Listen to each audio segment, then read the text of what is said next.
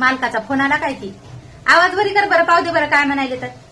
आमच्या गीताबाईला बोलता का म्हणा 2 गोष्टी. नाही म्हणले ते. थांब आता मी बदलाच घेते. नवरीच्या आत्या बाईला घेतल्या भारीच्या पिसा आणि छकुलीच्या नवऱ्याचा मोकळा खिसा. नवऱ्याची आठवण करता